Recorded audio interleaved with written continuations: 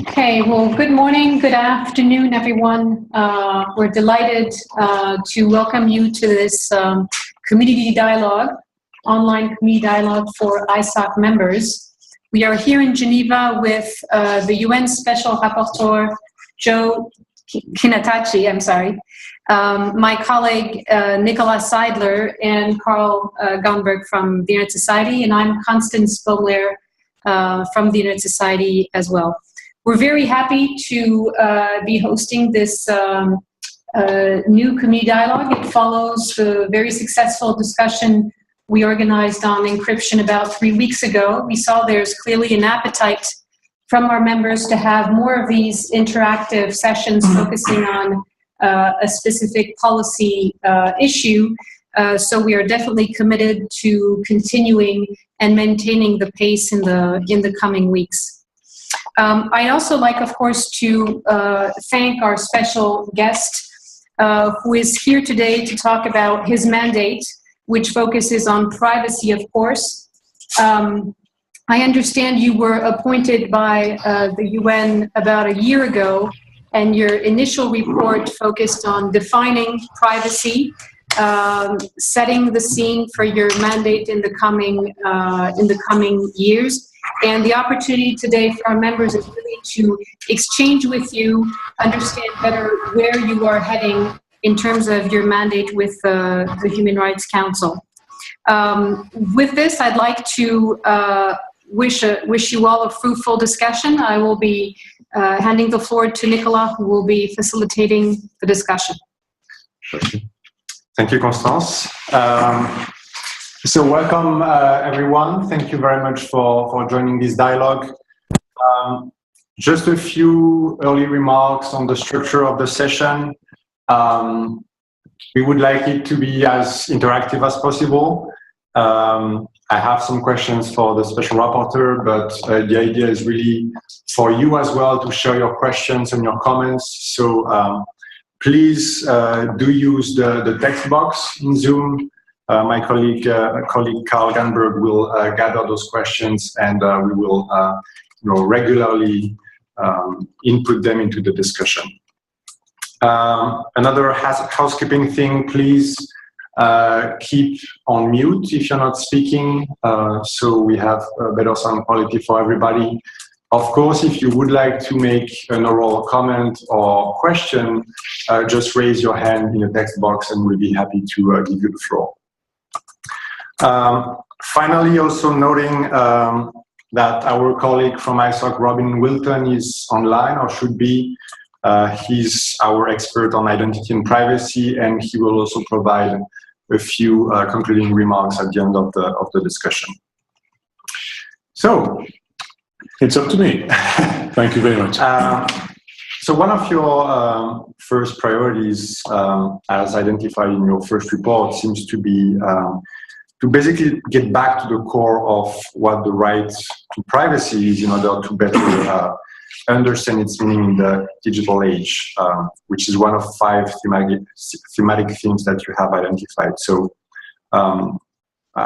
one big part of the discussion that I would like us, to have today is to basically get back to that definitional aspect. And I know it's an important priority for you. And my first question would be, well, could you tell us a bit more about the right to privacy first? Is it an invention of modern societies, or is it something that has deeper roots? Thank you very much, Nicolas, for that. And perhaps I could also pick up on something that Constance said. And those people who have long taken an interest in privacy know that one of the things which has actually eluded us is a precise definition of privacy. And while accepting the role of UN Special Rapporteur may seem like a bit of an insane decision to do on my part, I'm not going to be really insane and try to immediately go to a definition of privacy. Why do I say this? I say this because I'd like things to be as clear as possible from the beginning. What I'm trying to arrive at is a better understanding of privacy and of what it is. I was the first to lament the absence of a definition of privacy. And in fact, it is a handicap, because when you look at the Universal Declaration on Human Rights and Article 12, when you look at Article 15 of the International Covenant on Civil and Political Rights, when you look at the Article 8 of the European Convention of Human Rights, you start asking yourself the question, were there any lawyers present there? Or were there too many lawyers present there? Because the problem we have is everybody's committing themselves to a right to privacy, but there's no definition. So what exactly have people committed to? That's the first question that we need to ask. Because, and here I pose a second issue, had they agreed to a definition of privacy in 1948, and 10 December 48, when we got the Universal Declaration, the next question you ask, would that definition still be applicable today? Which is why I will now turn to Nicolas's question and say, I believe that my straight answer to your question is the right to privacy a modern invention. My clear answer is no. My clear answer is, and in fact I hope that I have demonstrated that in the last book I published in March of last year. It's called Individual and Privacy. And in that book I've tried to demonstrate that even the oldest living societies known to man, like the Aboriginals in Australia, which are the longest continuous civilization, 30,000 years or more, have very interesting privacy-related behavior. So, in fact, what I tried to do then is I tried to set out a framework in which one can understand privacy from 3 dimensions: time, place, in terms of geographical place too, and space. And I'm hoping that that can be taken forward.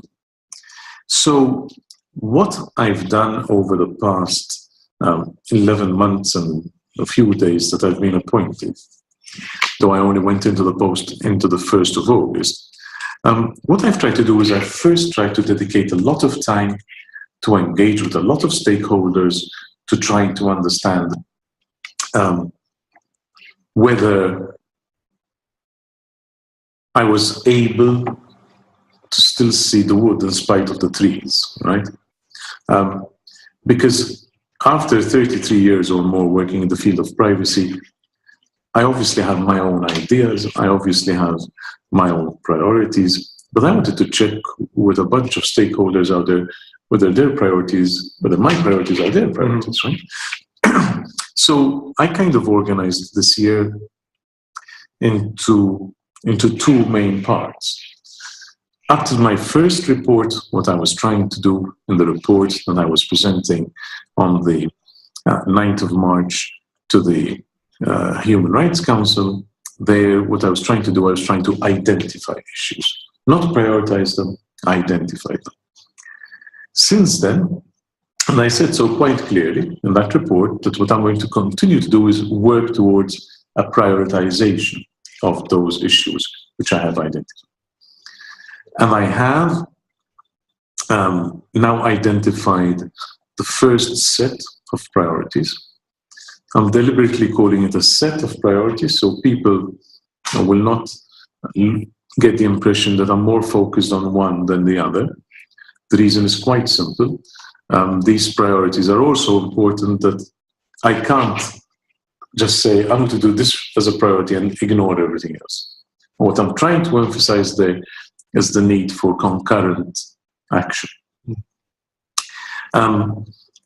If any of you want to go, even right now as I'm speaking, to a site called privacyandpersonality.org, that's my new blog site, and you will see that there I have published last week or a few days ago this set of 5 priorities. There's a blog which is called Thematic Action Streams, TAS. And in those thematic actions streams, you will see a diagram with the first set of 5 priorities. And that set of 5 priorities includes big data and open data. It includes health data. It includes personal data, which is held by corporations. No prizes for guessing that it includes security and surveillance. And this is where I come back to the subject on which you started off, another subject which is a better understanding of privacy. Because what I'm contending is that we need to better understand privacy, not only the way we have traditionally understood it. Of course, that is very important. Of course, it's important to understand why we have valued privacy so much over the past 10, 20,000 years, right?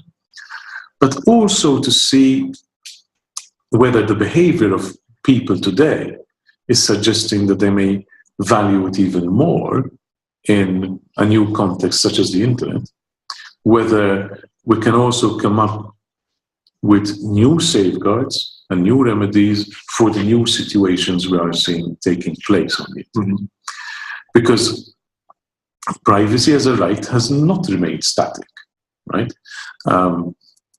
As a right, in fact, we have to remember, first of all, that privacy, in many cases, first of all, like all fundamental human rights, is a pretty young area of law, right? Because one of the problems we have in law is that we have seen medical liability law has existed for 3,000 years and more since the codes of Hammurabi, because there you will see that if I am a surgeon and I operate on Nicolas and I cut off the wrong arm, I have to pay him 10 pieces of silver. But of course, if I operate on somebody else and that person happens to be a slave, and Constance would be a slave, and I cut off her leg, her arm, that's okay. That's only 5 pieces of silver. So the funny thing, the point I'm putting across here is that we have seen different areas of law develop over the past 3,000 years in a codified manner. But we have to remember that fundamental human rights law per se has been with us less than a century, right? And privacy as a fundamental right, and this is the distinction I want to make. Privacy and the importance of privacy has existed for a very long time. But the recognition of privacy as a right is a relatively recent thing, right? And so what I'm doing here, I have identified, I think, an important way forward, including for those societies, of which we have many, where the word privacy does not even exist in their vocabulary, in their language. Now try to communicate about privacy with literally billions of people on the planet who don't have a word for privacy in their language. So that is why I have said, let's have a better understanding of privacy, to try to understand what privacy-related behavior these people value, what is it in common with what we value, and the bridge that I hope we can build is one where we understand that privacy is not only a very important right in its own name, a right in its own right, a standalone right, but it is also an enabling right. So that was going to be my next question. In your report, you seem to have a strong thesis that privacy is a right by itself, but it also enables other rights. And I think you mentioned personality and identity. Exactly. And this is and dignity. Sorry, and I was wondering if you could explain. Yes, and this is exactly where I was going. Because if you think about it, and I've tried to publish a couple of blogs recently, which would give a more of an insight into this particular approach. If you think about it, what I've done, I've said, listen, in some countries, and this is maybe a good idea, and in a variety of countries, this is not just Europe, we have the right, an overarching right to free, unhindered development of one's personality, right? That's present, not only present in German constitutional law or Romanian constitutional law or the law of many Nordic countries, but it's present in the Constitution of Brazil. It's present in the jurisprudence of Colombia. So we have many countries where, which have already articulated formally in a legal manner that one of the supreme rights, so to speak, is this right that a person can develop their personality in a free manner. In other words, that I am who I am, but I also decide who I am going to be and how I become who I'm going to be, and the direction in which I take. And that is where you not only consider privacy alone, but you consider other information-related fundamental rights.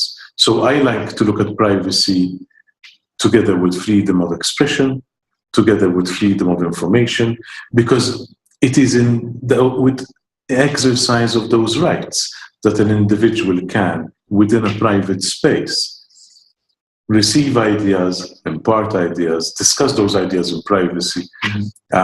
But also I have found a lot of buy-in for this theory, because part of the theory also is that people are able, for example, to discover their own sexual identity, to explore their own sexual identity, and this you can do far more easily in a private environment.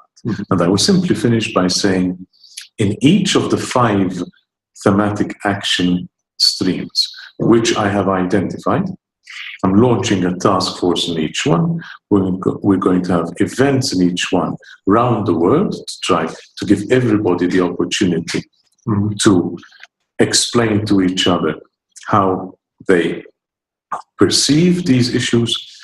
And the first of these is actually going to take place on the 19th, 20th of July in New York, and will actually focus on privacy, personality, and flows of information. You can go onto the website that I was mentioning, and if you're interested, if people are interested, you can send in a request. It's a limited space because we're trying to make it as interactive as possible. So, and many people have already written in, but if people write in and there's still space, and I can't guarantee that there's still space, but it would be, we are welcoming everybody while at the same time trying to restrict even, the only thing we restrict is an NGO cannot send 10 people, because otherwise what do we do with the other NGOs? We have a room which is, not very large. And however, the good news is that we plan also to organize similar events to follow up in Asia, in Africa, in eventually also in the end of Europe. But we've actually started in the United States for even peculiar legal reasons, because whereas many countries in Europe already recognize the right to personality and the link to privacy already within their law, in the United States they're not there yet, right? I've just come from, recently I was in South America, and in South America some of the countries I went were already there, they're on board. It's the practice then. Let me stop here and see if you have more questions, or if there are more questions coming up. No, and thank you for extending the invitation. No, listen, it's enough. If you don't mind it, in front of everybody, I'm just going to take my jacket off because it's quite warm in here. That's perfectly acceptable. So, I think that this link you make with personality is very interesting and something quite new. It's not something that I think a lot of people have been aware of or thinking about. One question I have for you is to maybe just expand on that and let us know your thoughts on what personality means in the digital age, which would be interesting. There was the question, as you mentioned, that your conference will go to different regions. We had a question from Tunde, asking how can the UN Special Rapporteur support the work of organizations within Africa who campaign for internet rights, including privacy. And there's here an interesting cultural, contextual comment as well. He says, unlike in the developed world, internet rights are not a priority for citizens in many parts of Africa who are burdened by poor economic conditions. This generates apathy for the work of organizations doing internet rights. Okay, interesting question. Do you think privacy is for everybody? Or of course, it's for everybody. And in fact, long before I became Special Rapporteur, I have long carried out research on privacy across several continents, including Africa, right? In fact, one of the ways that I have in the past, not only, well, of course, I've spent a lot of time in Europe working on data protection laws and informatics. At the same time, I've also been very interested in the way that indigenous societies tackle privacy. And I have carried out research with hunter-gatherer societies and pastoral societies in Asia, in Borneo, in Malaysia, in Africa, in Kenya, in various other places. So it is something which is why, of course, one of the things that I started by saying is, how do you investigate privacy? How do you talk about privacy with people who don't necessarily have a word for it in their language? And which is why I have found that this discourse of personality is so important. Because and I find very often that if I talk to people and give them something which is quite easy to relate to, right? Do you have children? Do you have brothers and sisters?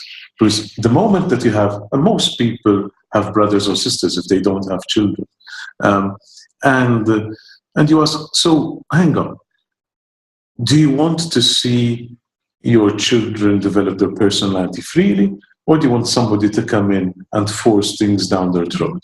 Whatever the unwelcome belief may be, right? And most people, whatever the culture, respond, no, I would like to have as much freedom as possible, including and sometimes especially online, right? Of course, yes, you will find some parents who say, no, I want to enforce a certain moral code on my children, etc. Mm-hmm. And to a certain extent, we all make that choice. But to come specifically to Africa, I think that Tunde would be pleased to know that one of my first requests to have a country visit has gone to an African country. And I won't reveal which one at this stage, because in a sense, I would actually like to have many African countries, and I like to formally visit many African countries.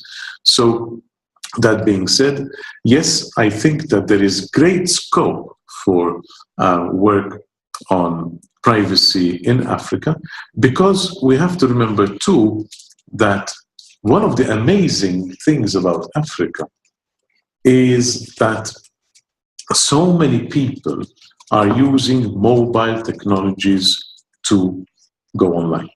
So the fact that landlines in Africa have traditionally been far less available has led to a situation where mobile technology has really gone ahead very fast. In fact, sometimes, on at least 3 occasions in my life, I've gone straight from Washington to Africa, and 3G and 4G work better in Africa than they did in Washington.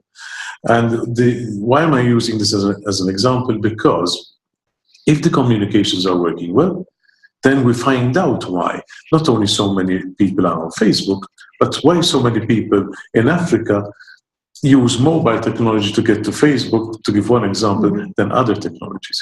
And I think that in that case, we have a lot of work to do with many friends around Africa to advance things. Could I, however, take this opportunity to remind people that in some African states, things can be quite delicate, right? Including, for example, this issue of privacy then gets made more complex because other issues come in, including LGBTI issues, including freedom of speech, and these are all very important subjects. I hope also to organize, if at all possible, I don't know whether it's going to be possible this year, but if not, hopefully next year, an event in Africa which will follow up on the event we are organizing in New York and enable as many Africans as possible to come express their point of view and also the divergence, because when you say Africa,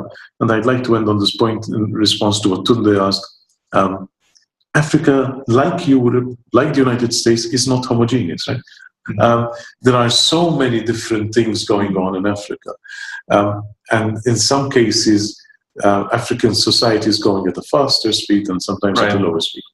There's just an interesting follow-up question from Robin, which I will take, and then we can open the floor for people to raise questions orally. Robin said, does this raise the question about whether there's some kind of Maslow's hierarchy of policy areas? For example, if economic concerns dominate, privacy rights gets sidelined. And I think to some extent you responded. Well, thank you, Robin, for that question. And hi, I can see you there. It's good to see you, Robin. I have, about 11 years ago, asked myself the question, is privacy a rich man's thing, right? Especially when I was looking at data protection, and 10 years ago, 11 years ago, it was less than 1 billion people who had data protection laws and some form of privacy. I think there's good news and bad news, Robin and the rest of the world who's listening. The good news is that at last count, we now have 102 countries which have some form of privacy law. Now, naturally, not in all of those countries is the law implemented as rigorously as in others, but it's interesting to see that there has been an increased approach, so that's encouraging. Secondly, there has never been, and here, I don't know if I'm the oldest person going around here in this virtual table, but in my case, I've been working in privacy for 33 years and more. In my 33 years working in the subject, I have never seen as much interest in privacy as I have seen in 2016, right? And it's increasing every year. So that's all good news. The fact that we're talking about it, that we're talking about it in many countries, talking about it internationally, is really encouraging. When it comes to, is there a hierarchy? And of course, we all remember Maslow's pyramid, right? When we are looking at a hierarchy and whether people are going to care more about privacy or less about privacy because of economic concerns, and we relate that to where does then privacy stand in the policy hierarchy. I am convinced, and I have seen evidence, even historical evidence, of the following.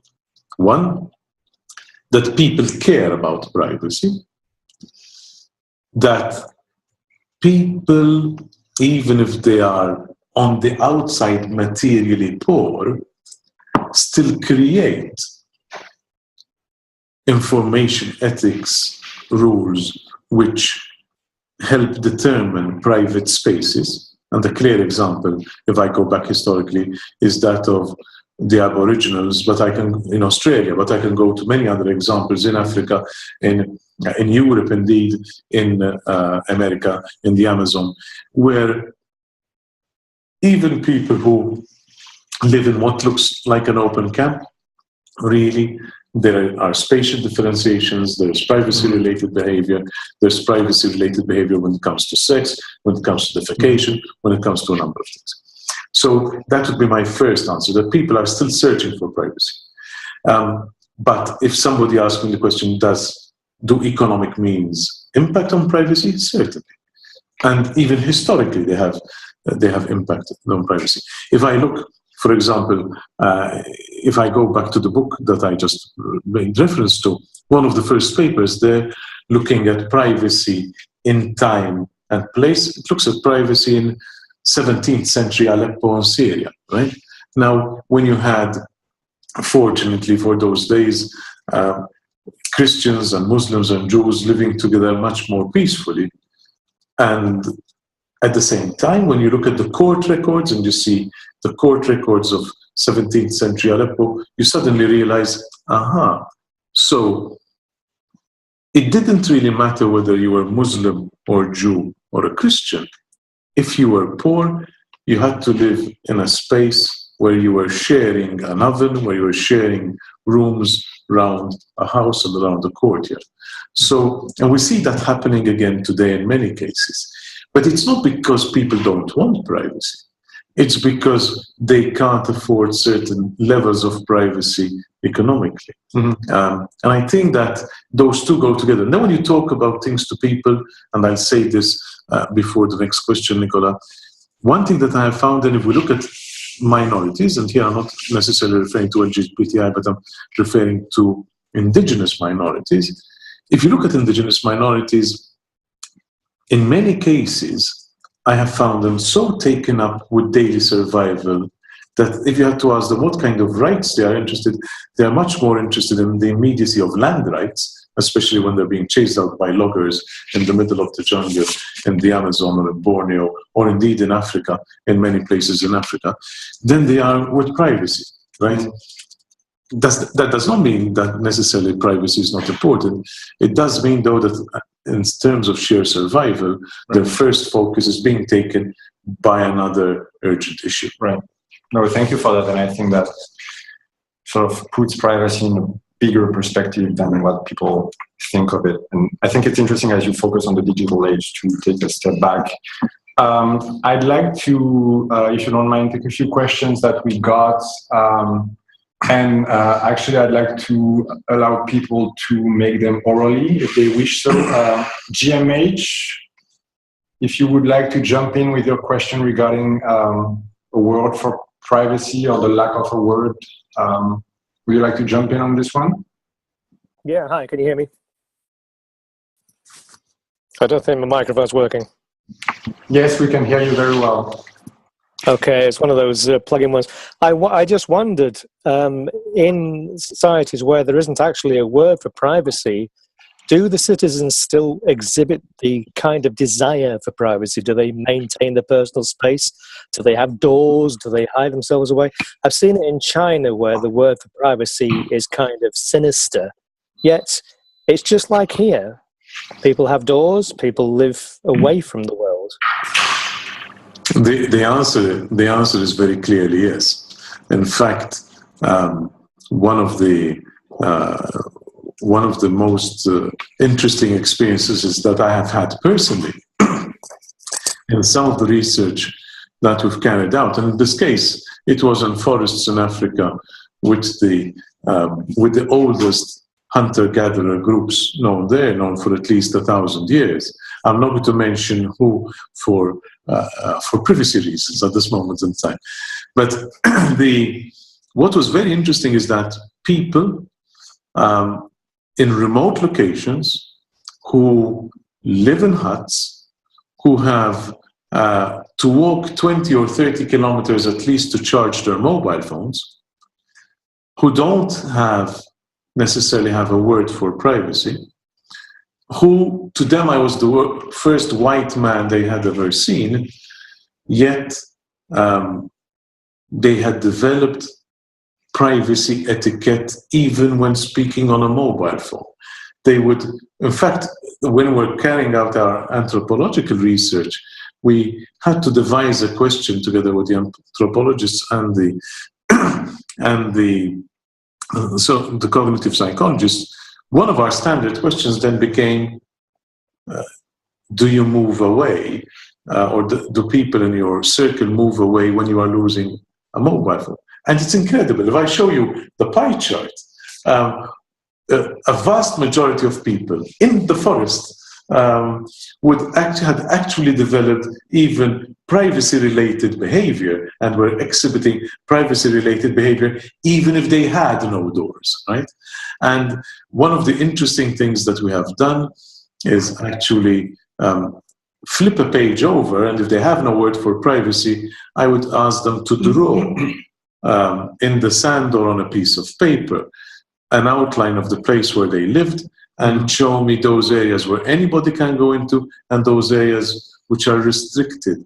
And it's incredible, you know, these are people who still hunt with bows and arrows or blow darts, but they would show you that area in their hut where nobody except their wife or even their children is allowed to go, and they would explain why. So believe me, don't get me started on this. I could be here until next year giving you example upon example of privacy-related behavior of people who don't have a word for privacy, but who exhibit trends. Before handing over to the next question, I would just like to add this comment, which you will also find in my report, and which is an area we have to explore more.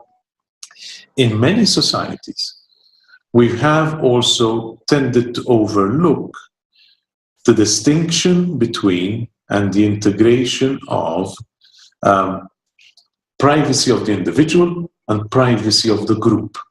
And this is not something which I have only encountered in Australia or in Africa. This is something which is also very common, say, in Southern Europe, in small villages in Calabria and in Sicily, etc., where, and to a certain extent, some anthropologists may have claimed that this may have also increased the tendency of omertà in Sicily and other places. Because when you have a group which sometimes treats privacy of the group as important as privacy of the individual, you have also got to ask yourself, how does that be reflected? How is that reflected in law? How is it reflected in other norms?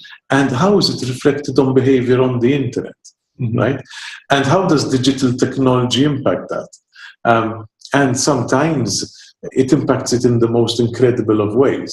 And when I mean digital technology, we've got also to remember that it's not only restricted to the internet. Images, for example. If in the information ethics of a culture, you are supposed to keep private and keep secret, the secret of the community, and you only hand them on to the, for example, in certain cultures, to the guardian, the custodian of a picture. But that picture could be a wall painting in a cave. Right? So we have the custodian, the traditional custodian, and generally that person can only hand over to the next custodian. But if you have a digital camera and you go and take a picture, so I found one Aboriginal chief who was really ingenious in this. He would ask the person to take a picture of the image. He then becomes, the other person who takes the picture becomes a keeper of the image, and then that person can give. Right. I'm not saying this is, I'm not either recommending this or criticizing this. I'm just showing you ways in which people have tackled privacy, privacy of the group, and how they have tried to enlarge it, even sometimes when the group is under threat, because there are less and less people living in an environment, and the next person in the group is 150 miles away. Right. Well, that's a very interesting aspect as well. We're starting to get a lot of questions, so if you don't mind, I'll just go. Yeah. So I think we had a very good discussion on contextualizing privacy, and I think it's very useful to take it out. I mean, your point that it goes beyond cultural differences, there are deep roots in societal habits. So I think we can, I'd like Wolfgang, if you don't mind, to actually raise your questions. Your question, which was related to the work of the Special Rapporteur on biometric data, which I think is also, as you said, a key priority for your mandate. Wolfgang, would you like to jump in? Can you hear me? Yes, we can. Very Wolfgang, well. yes. Okay. You know, I really was impressed by your first report from March. And among the lists you have touched, there are really some new fields, and one is the field of biometrics, which is not yet really deeply understood and discussed. And my question, probably it's too early, against the background of your 5 priorities, did you already start to conceptualize or how you plan to deal with this very slippery territory? Thank you very much. Thank you, Wolfgang.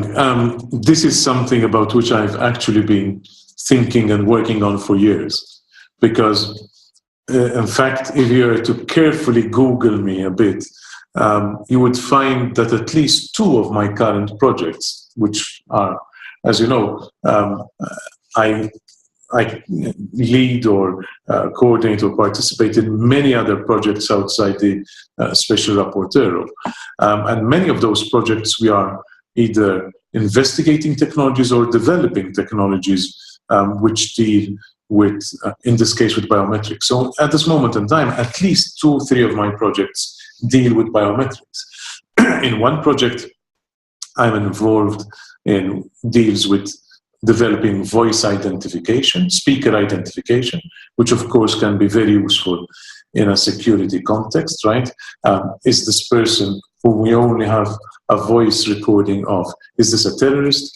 Is this a member of organized crime? Who is it? Can we identify? And another project we're dealing with subcutaneous fingerprint identification, because many criminals and sometimes possibly even members of ISIS or other people who are trying to infiltrate a country will actually deface their fingers in order not to be able to be caught out by fingerprints. And we're trying to devise technologies which tackle that. And in both those cases, I'm taking the approach. In fact, I'm in charge of developing a privacy by design template. So when those very technologies are being developed, they immediately have a privacy route into society. And I think that we are going to see more and more biometric devices being introduced. And as more and more biometric devices are being introduced, they will have, some of them will have great uses, very humanitarian uses, while others, but at the same time, pose a privacy issue. I'll give you an example of a discussion I was having in another group only half an hour ago, right? Which is, in some of my research in India about 3 years ago, I was discussing with the Indian government why they are introducing this biometric card. And, you know, this is a serious business. You know, 1.3 billion people out of a planet of 7 billion are going biometric, right? And the answer was, Joe, but you take such an interest in indigenous peoples. And one of the problems we have in India is if the government wants to set aside some money to give and assist these people, in the past, we are having problems in the supply chain. If we try to send them 10 sacks of rice, sometimes we are aware that less than 1 sack gets to them, right? So how can we give them the money to buy the sacks of rice if there are no banks in the vicinity, right? Because especially in rural, how do you tackle this? And it is true that with biometrics, you can actually have a more assured route in which would help preserve these people who need to pay for food, need to pay for education, need to pay for electricity, so on and so forth. If they have electricity, because that's yet another problem.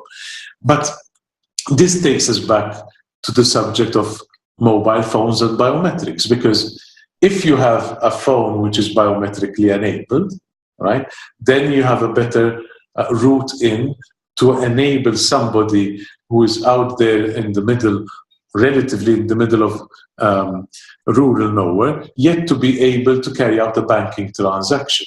Mm. So it's very important. At the same time, does it have data protection concerns? Yes. Wolfgang, I know I've only begun to answer your question. So the short answer is yes, it's work in progress. You won't see it in the first list of 5 priorities, not because it's not important, not because I'm not interested. I'm hyper interested in it. It's very important, but I'm afraid here's a public confession which you may immediately tweet. I may have a surprise for you, but I'm not Superman, right? I have got only 24 hours in the day. I'm trying as hard as possible to bring in volunteers to work on the subject. I have a mass of volunteers now from all over the world. And eventually, I'm hoping that over the next 12 months, we're going to announce a lot of initiatives in the 5 thematic streams. And I'm hoping in the meantime that over the next 12 months, I'm going to be building up more volunteers to work with me in biometrics. And let me say it right now, genetics. We have some countries, and genetics is sometimes, as you know, quite linked to biometrics. We have some countries which are now asking you, we have one country which is now asking you, even if you are a tourist, it wants your genetic data, right? Where is that heading, right? So we're going to work on it. We are working on it, and I hope to announce a more structured way of working on it sometime next year. And hopefully the community of stakeholders can assist you and support you in This is why I'm here. I'm here because one of the things that we are doing is we are developing a more structured way for the stakeholders to come on board. It's why I have not only got the OHCHR website, but why we've started off other websites so that people can intervene. You have a blog there so people can comment and write to. I've put in a 5-person team to help assist me with that blog too, so we can have more people come on. So please go to the blog. Please feel free to put in your comments. And we're getting comments on the chat too that we will capture and brilliant. That's great. Robbie That's made great. a comment about biometrics layers. We'll encourage as well. So we will definitely convey. That's great. All this input. We only have 15 minutes left, or just a bit more. I don't know if I can do justice to all the questions. I'll just try to pick some that refer to specific themes I thought about covering. One which is related to the relationship between privacy and other rights. Chris asked how to reconcile rights of privacy and the need to know, for example, related to whistleblowing. And I was going to ask, how do you see your work complement the one from the Special Rapporteur on Freedom of Expression, David Kay? Do you have any? Very much so. Join? Yes. In fact, David and myself started speaking immediately. We were actually today in a joint event here in Geneva. We are planning, hopefully, 1 or 2 joint events next year because we both. In fact, this is a very sweet question, Nicolas, because one of the first things that I found myself doing last year was presenting David's views without his knowing it. In the sense, I took his report, and in a meeting I was drawing. He couldn't come to that meeting, so I was actually quoting him on encryption, right? And on the issue of encryption, if I may be permitted a quick side comment, I am planning to eventually, sometime over the next 4 or 6 weeks or so, I've begun it, but I haven't finished it. I'm planning to write a blog, which will be, and perhaps eventually a report, which will be entitled, "Encryption is here to stay. Privacy is alive and well. Get over it." And in fact, this is something which you will have seen the first beginnings of in my report. And in my report, you will have seen that there I'm clearly endorsing the position taken by the Dutch government, which came out with a clear national policy capable of international application when it said no to backdoors, right? Which, of course, is very important when we are talking about encryption. I am encouraging other governments, including the United States government, which has said no, but the United States, for now. And I would like to persuade them, not for now, take a lead and say forever, because it's backdoors is a dumb idea. And I think that people have got to realize that when we're talking about backdoors, we're not talking about privacy versus security. We're actually talking about security versus security, right? Mm-hmm. And this is a very important thing that people have to bear in mind, that if you weaken security, people's security, for a whole host of things, for it, you're actually weakening it in a way which is really a very bad idea indeed. Are you hopeful that a dialogue with law enforcement agencies could lead to a better outcome? Is that part of your Yes, mandate? Certainly. In fact, I make no disguise about this, right? I have been working with law enforcement agencies for more than 30 years. I would like to think that I understand them at least as much as the ordinary man in the street, hopefully more, because I've done quite a lot of work with them and for them. And, I have already been quoted somewhere on the internet as saying this. I don't think, in fact, I've just ticked off a minister in a country for saying privacy versus security. That, to me, is a false dichotomy, right? As far as I'm concerned, it's privacy and security. I think if we are intelligent about it, we can have them both, and I certainly want it all. And that's certainly a very valid and approach, and all the best for this. I'll take one question from Corey Salveson about the private sector. Corey, would you like to jump in maybe and share your question regarding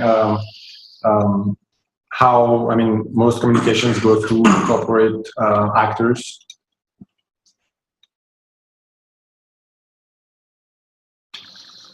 If not, I can just read your question, and that's an opportunity to raise one of these thematic priorities that you have.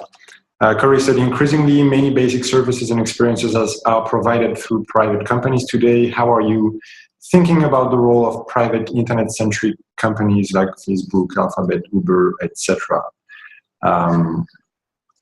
Yeah, I mean, is that a key priority for you? And are you thinking about actually engaging, having direct dialogues with private companies? Yes, of course. Already.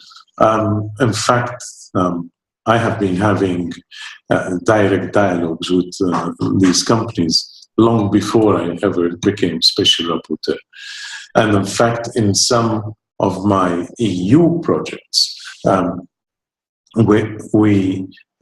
we have a structured way of engaging with those companies. And in fact, I'm hoping to have continuity there. I'm hoping to have continuity from projects like mapping, and the results, I hope, will flow into my UN work too.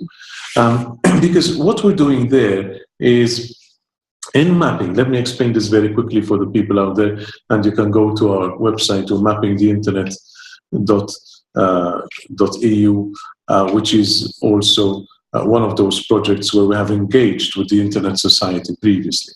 And I'm happy to say that I think we have invited and engaged with the Internet Society, and people like Robin and others have been coming to some of our project meetings now for years, right?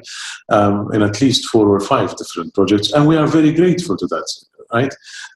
So if there's one thing I can tell you in the way that these things work is, if we talk about surveillance, members of the Internet Society were at one of our conferences last year looking at a draft European law on surveillance, which I am now preparing to eventually present to the European Parliament. It's already been presented to the European Commission.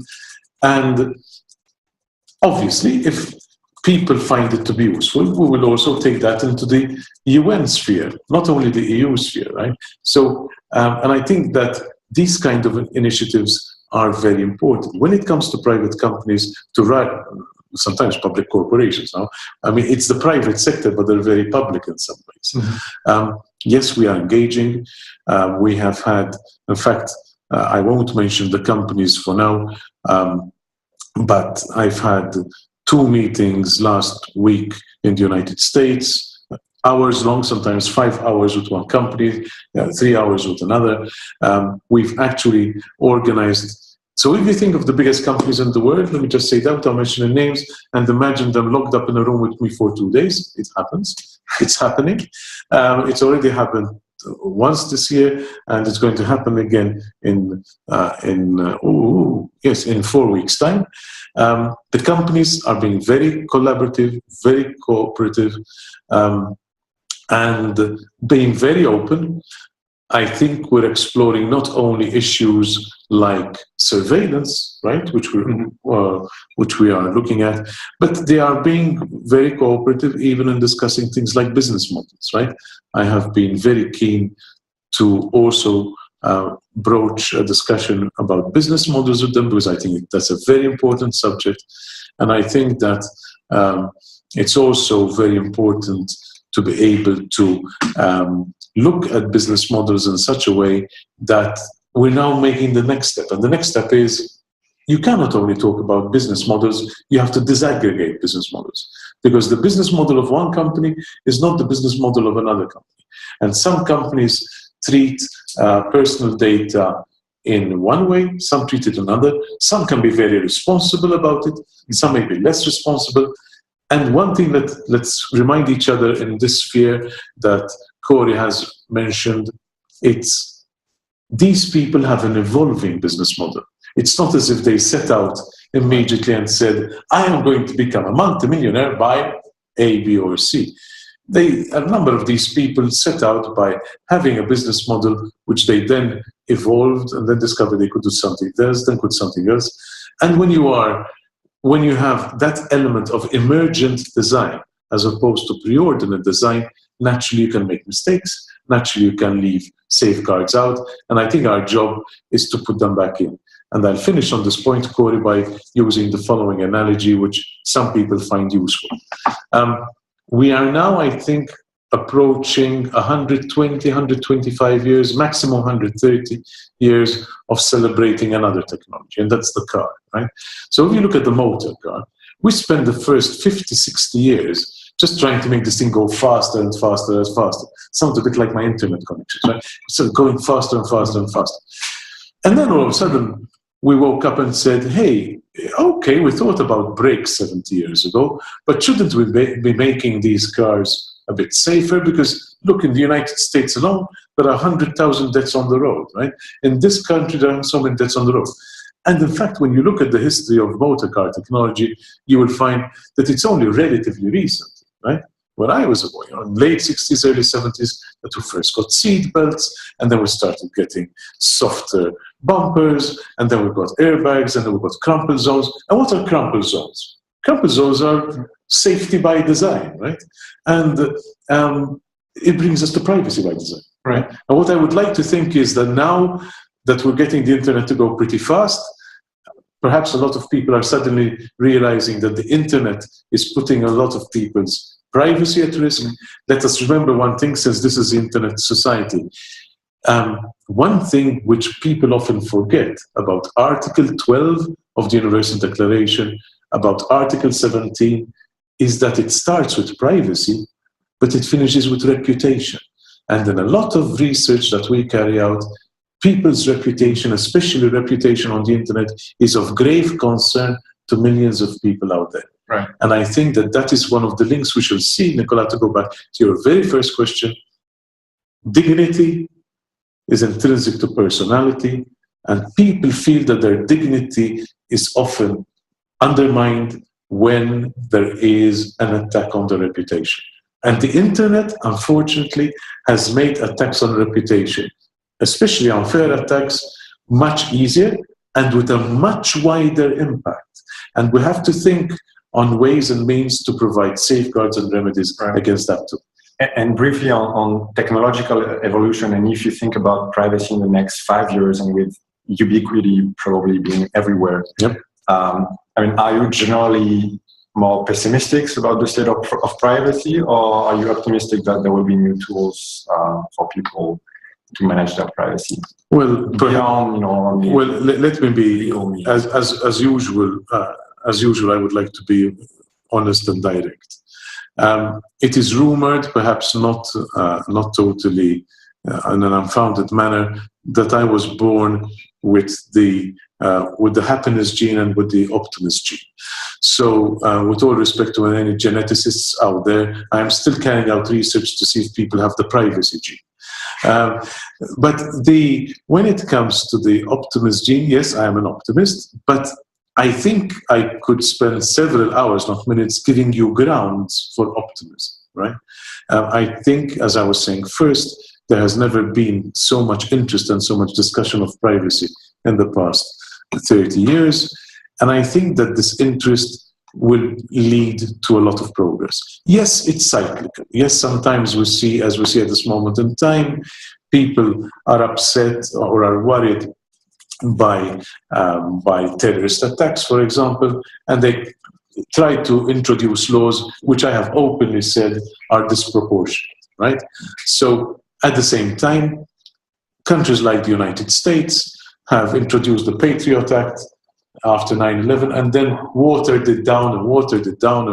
And it's not to say that the situation in the United States is perfect, but certainly if you look at surveillance, and you look at what has happened since the 6th of June 2013, when we've got the Snowden revelations, if anybody has to ask me, have things improved in the United States? And I say, of course, right?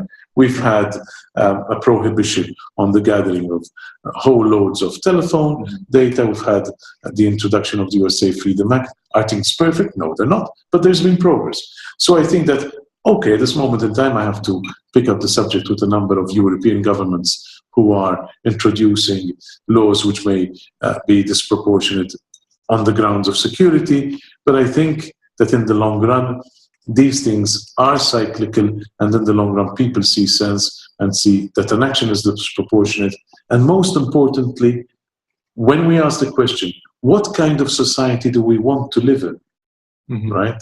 Then that is where we have to move away from gesture politics, which is what I think often we see with politicians in many countries, that they want to make a gesture, they want to be seen as if they're doing something about privacy, but at the same time, in introducing a new law which is not privacy intrusive may not be the best idea. And I'll stop there. I could go on, of course. Thank you very much. If I may take 5 or 10 more minutes, no more, I know people have other commitments. Just taking 3 more questions from the ones we got. Apologies for the ones we couldn't cover.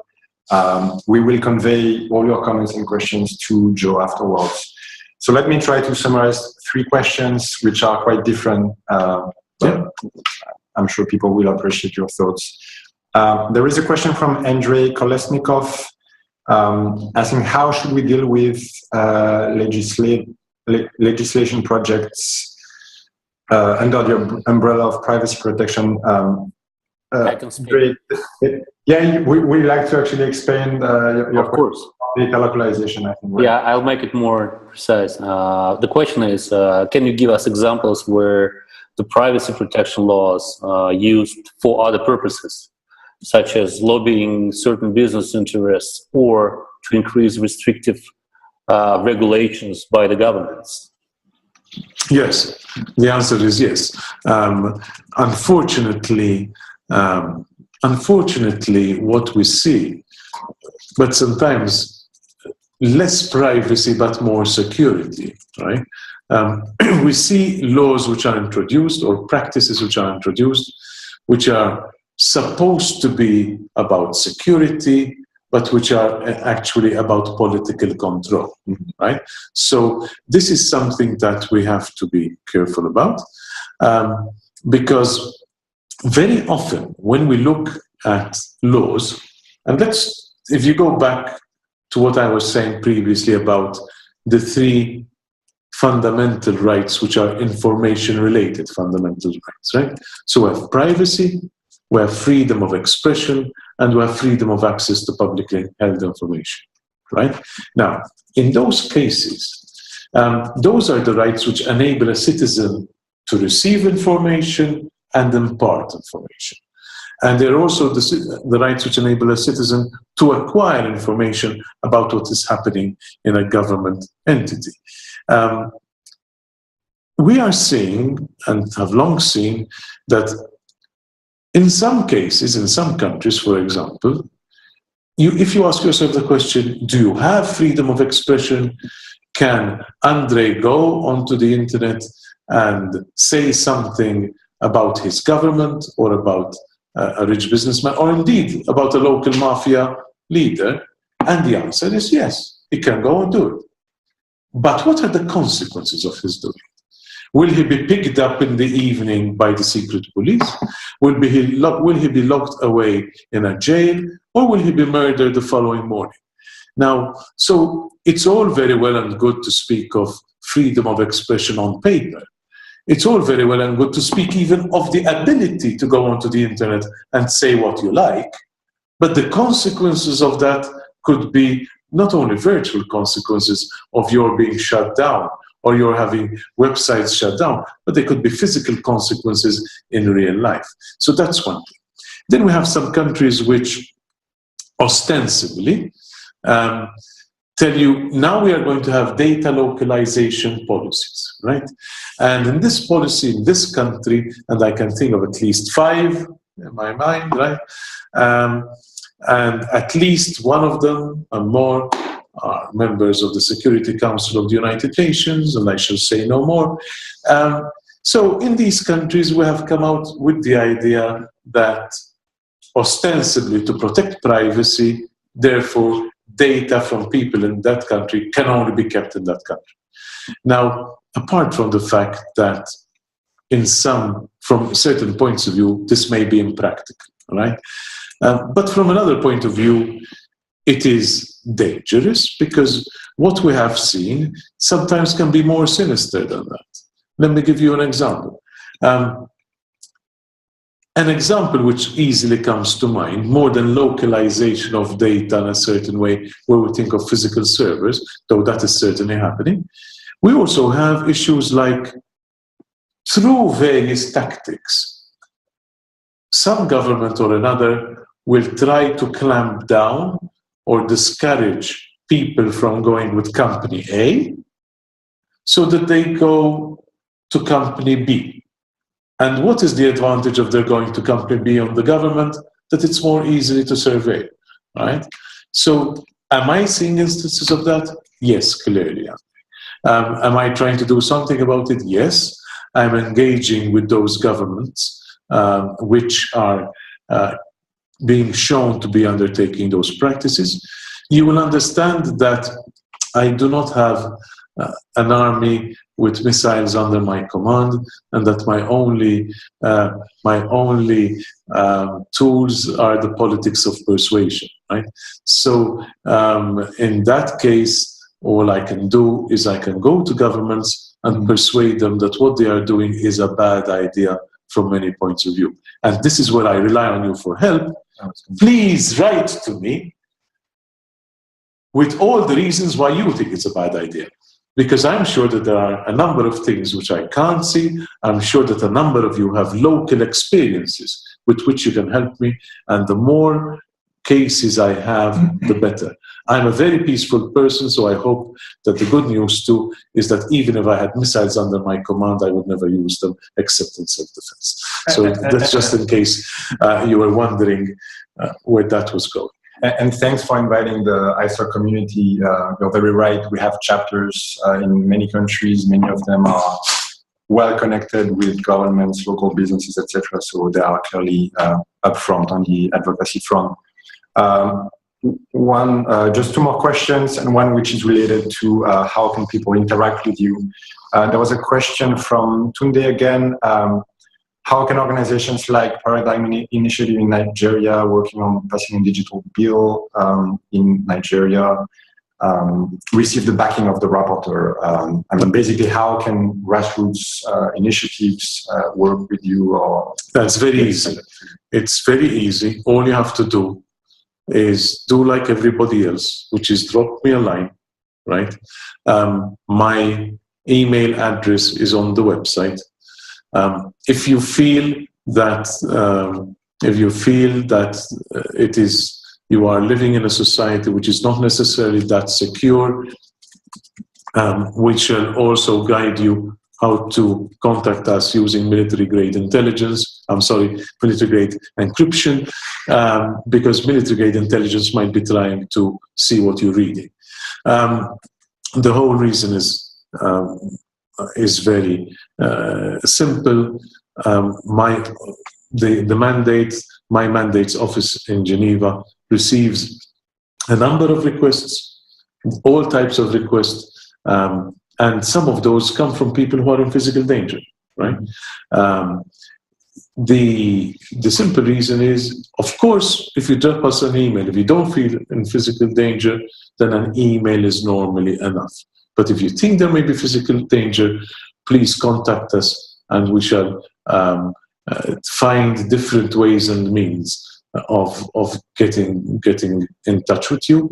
And we would be very pleased to help support any form of initiative through any expertise that we can lend, even where appropriate, through contacts with your governments, right? So one of the things that we try to do as a fair rule, because we have to be fair, as a fair rule at the United Nations, we try to make all contacts go formally then via the government. In other words, if you send me something which I think is of national importance in your country, and which we should be able to take up with your government in an appropriate manner, please rest assured that we shall do so. And we would, of course, remember that certainly where I come from, it's a very evidence-based approach, right? So what we would be looking for is all the evidence necessary to take a case forward. And the case could be anything. It could be a new law, it could be a new form of infringement, it could be a new security situation. So it could be anything which impinges on people's privacy. So if you would like to get in touch with us, there are various websites, there are various addresses on various websites. We have telephone numbers. I have given away so many cards now with my telephone numbers. I'd be surprised if you don't have them there. You're giving up your own privacy for the sake of the job. Well, yes and no. I will admit of having more than one number. So in that case, there are at least 3 sets. I can switch off and still have 1 set for the family to chase me. But that is the way the cookie crumbles. So please feel free, and I look forward to receiving your requests. And I hope, we cannot deliver miracles, but certainly we can try and help as best as we can with advice, with direct action, with representations with government, with involving you in our events in Africa, in Asia, around the world, and also learning from each other. Let's remember one thing. You may consider your situation in your country to be bad, but believe me that somebody else probably has it worse, and they can learn from you, right? So you can inform the situation even by giving us test cases that, use cases, real-life cases of abuse of privacy in a mixture of situations. And I really look forward to meeting many of you in real life and not only around the virtual table. Thank you so much. Just one question related to, there was a question from Fatima about Latin America, not opening again the discussion, but will you take your conferences or discussions to Latin America? Of course. In fact, we are already negotiating with one Latin American country as to where one of our next conferences will be. As you can imagine, in one stream, we're limiting them to 2 every year, but that should give us a continent or 2. I was already in Latin America, in Brazil, in last November, and at one moment in time, we even had a meeting for all the NGOs there. Believe me, it was a packed room. I think it was standing room only, and we only left because they shut down the electricity in the building. And I don't think it was a plot, ladies and gentlemen. It was just the discussion got so interesting that we remained discussing there. And in Italian, there is the saying, tutto il mondo un paese. It's the same, todos el mundo. And it's the same in Spanish. And really, it was very interesting to see how many of the NGOs and civil society there felt the same way about surveillance, about intrusive surveillance, about a number of other subjects, which is why, of course, I felt so strongly that we should be taking one of our next events to Latin America. Thank you. And we do have very active members in Latin America as well. Apologies for a few questions and comments I couldn't take. As Fernando indicated in the Zoom window, we can continue this discussion on the Internet Society platform for members, which is called the Open Forum. In order to wrap up, Robin Wilton, my colleague, has been listening closely to the discussion. I was wondering, Robin, if you had any concluding thoughts or observations from the very rich discussions that we had. Many thanks, Nico, and thank you, Joe. I really appreciate you fitting this in. I know that you were even just in Copenhagen yesterday, so getting this into your schedule is great opportunity for us. We did cover a huge amount of ground. There are, I guess, 3 or 4 things that I want to just remind people of. One is thank you for calling out the false opposition between privacy and security. This is not a trade-off, as you rightly say. And I think the clearest way to phrase that is the idea that I could achieve 100% security for myself if I gave up 100% privacy is so clearly nonsense that we should be challenging that false opposition at every opportunity. You also used a phrase which I think I'm going to steal, probably. You referred to the information ethics of a culture or a society, and I think that is a wonderful way to capture much of what we've been talking about. Because, as you said, privacy is neither new nor immutable. It's a cultural thing that arises out of the fact that people interact socially. And so I look forward to giving you full attribution when I steal that phrase. I think when you phrase it as what sort of society do we want to live in, again, I think that's a useful way forward.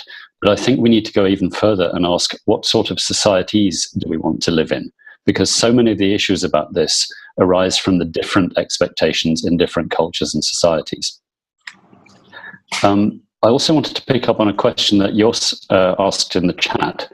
And his question was really about the difference between explicit knowing disclosure of information about ourselves and the ways in which we are more likely to disclose information inadvertently, particularly with the rise of, for example, Internet of Things. And I think there's a real theme there to explore about consent and about the role it plays in our knowing or unknowing disclosure of information about ourselves. And that kind of brings me to my last point, which is about your 5 priority areas. I think they're fantastic. I do wonder, though, whether framing the discussion in terms of personal data will take us as far as we need to go. The reason I say that is, and this again reflects some comments that you made earlier, that we've progressed from seeing privacy as a matter of managing personally identifiable information to where we are now, which is, I think that most of us recognize that our privacy can be impacted by information, whether it's personally identifiable about us or not. It may be information that's been collected about others, or it may be inferences drawn from information about us. And I think this comes to the nub of your research. When you frame this as a right to the development of personality, I think it becomes clear that your ability to develop your personality is by no means only constrained by personal information. It can be constrained by so many other things: control over access to information, control over freedom of expression, as you rightly said. So I think when we see this holistically as privacy being intimately related to freedom of expression and freedom of access to information, we start to get that picture that it's not just about personal data anymore. It's about your ability to develop your personality, and that in turn is affected and constrained by things that are way outside the area of what we have been calling personal data. So thank you for broadening the discussion. As you say, I think you've set yourself up to be a miracle worker, but anything we can do to put those miracles into practice, I'm sure that ISOC and this community are right behind you. Thank you for your important work, Joe. Thank you very much, Robin. I'll just permit myself 2 words to conclude here. You are so right on this, and I'm so glad, I'm so pleased that this mechanism, that you're finding it useful to be able to articulate privacy as part of the bigger picture, as part of the bigger picture of who we want to be. And I think that it's very heartening to us because, as you can imagine, in some societies, I get a little bit of pushback, especially from more entrenched positions, right? And you know what it's like. You have 2 lawyers and you have at least 3 opinions, but you put lawyers from different legal cultures in the room, and they look at it in a different way. There was one comment which you said, which you made, which I think is also very important, is how we're going to take this forward in a way which is both holistic but also attuned to the changing ways we have in society. And I would like to make one small comment about the Internet of Things. And one comment that you made, Robin, is also the information that we are aware that we are giving away. And let me paraphrase by saying implicitly the information that we are not aware that we are giving. Because one of the things which comes out of many of the research projects that I've run in the past, before my UN days, is it's clear that if you ask people, do you remember what information about you you've put online? Some people say, yes, I posted that on Facebook. Oh, I forgot I posted that. Or I forgot I said that. Or I forgot that I put in this like, right? But in actual fact, what we have today, and it's one of the things which I have to tackle with the companies too, is all the metadata. Because most people are not aware of the extent to which they are giving their data away, and more than that, to whom they are giving it. So even in a simple thing, and let's go away for the internet for a minute, though it is connected. How many people around this virtual table have got wearables, right? How many people have got little bits of technology on their wrists which are measuring literally, as the police would have us believe, police as in Sting and the police, every step, there you are. So Robin is showing off his wrists and he's got nothing on his wrists. But in actual fact, people, if you had to ask people, are you aware where all your quasi-medical data, sometimes medical data, right, is being transmitted to? In a recent exercise I was looking at last week, the data from one wearable was going to at least 47 different vendors. And we could only trace the first or second step, because after that, we didn't know to how many people it's being sold, right? And there are some countries where you're still in the pharmacy and your medical data has been sold before you've left the pharmacy. So I'd like to keep this in mind and in context, because when we're going to get to the Internet of Things sometime next year, right? I've already started talking quite extensively since January about smart cities, but I haven't yet set up the task force on smart cities and the Internet of Things. And I think that's going to be a particularly interesting way, because the Internet is woven into all of that, but so are so many other things, right? From all the smart devices we have, and I invite you to think what's going to happen if we ever get not only a smart fridge, but a smart mattress. And on that, on that merry note, I shall end. Thank you, Joe. And actually, the Internet Society is conducting a big scenario exercise and has been conducting that for the past few months. And I think one of the key takeaways we got from interviewing experts and getting input from members is that there is both a sense of hope on what the Internet and ICTs can bring in terms of convenience, functionalities, etc., and also some concerns that all these tools, as you said, are sharing information that people have not necessarily explicitly consented to. And I think also the complexity of different vendors, as you highlighted, is something that people feel they don't necessarily have a handle of or good understanding of. And this information will come out in September through a sort of likely scenarios for the future of the Internet. With that, I'd like to first of all thank you for your time, for this exchange. Thank you, Alia, as well, for arranging that. Thank you very much to our members, the audience on Zoom, for a very active participation. We will definitely capture the input you provided, both orally and in the chat, and follow up with Joe. Thank you to my colleagues, Carl, Robin, Fernando, and many others who helped make this happen. We have recorded this session, so there will be opportunities to get back into the substance of it and dig again into it. And finally, as Constance mentioned at the beginning, this is one of many dialogues that we're organizing. So stay tuned for more dialogues going forward. So thank you very much again. Congratulations, and stay in touch, everybody. Bye, everybody. Thanks.